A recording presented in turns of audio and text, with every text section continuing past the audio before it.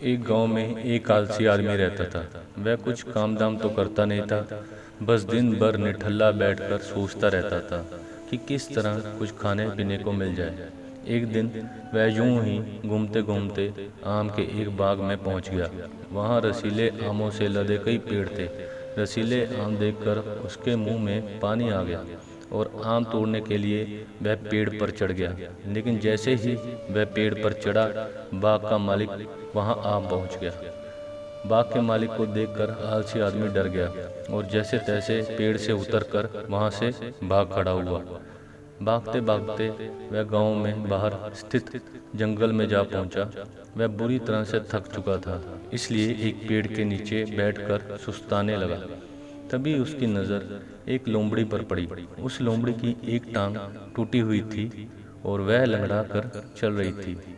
लोमड़ी को देख आलसी आदमी सोचने लगा कि ऐसी हालत में भी इस जंगली जानवरों से भरे जंगल में ये लोमड़ी बच कैसे गई, इसका अब तक शिकार कैसे नहीं हुआ।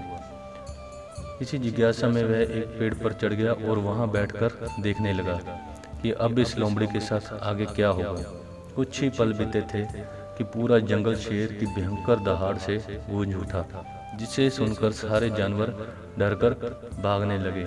लेकिन लोमड़ी अपनी टूटी टांग के साथ भाग नहीं सकती थी, वह वहीं खड़ी रही। शेर लोमड़ी के पास आने लगा।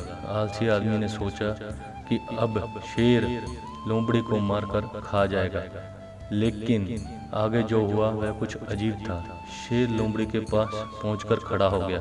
उसके मुंह में मांस का एक टुकड़ा था, जिसे उसने लोमड़ी के सामने गिरा दिया। लोमड़ी इत्मीनान से मांस के उस टुकड़े को खाने लगी। थोड़ी देर बाद शेर वहां से चला गया। ये घटना देख आलसी आदमी सोचने लगा कि भगवान सच में सर्वे सर्वा है। उसने धरती के समस्त प्राणियों के लिए, चाहे वह जानवर हो या इंसान, खाने पीने का प्रबंध कर रखा है। वह अपने घर लौट आया।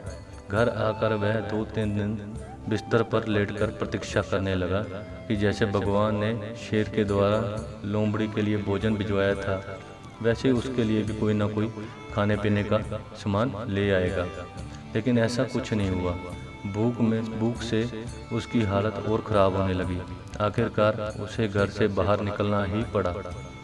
घर के बाहर उसे एक पेड़ के नीचे बैठे हुए बाबा दिखाई पड़े। वह उनके पास गया और जंगल का सारा हाल सुनाते हुए वह बोला, बाबा जी, भगवान मेरे साथ ऐसा क्यों कर रहा है? उनके पास जानवरों के लिए भोजन का प्रबंध है, लेकिन इंसानों के लिए नहीं। बाबा जी ने उत्तर दिया, बेटा, ऐसी बात नहीं है। भगवान के पास सारे प्रबंध हैं, दूसरों की तरह तुम्हारे लिए भी। लेकिन बात यह है कि वह तुम्हें लोमड़ी नहीं, शेर बनना चाहिए। तो दोस्तों, हम सबके भीतर सभी क्षमताओं का असीम भंडार है, बस अपनी अज्ञानतावश हम उन्हें पहचान नहीं पाते और सभी को कोसते रहते हैं और दूसरों से सहायता की प्रतीक्षा करते रहते हैं। सभी की क्षमता पहचानिए, दूसरों की सहायता की प्रतीक्षा मत कीजिए। इतने सक्षम बनिए कि आप दूसरों की सहायता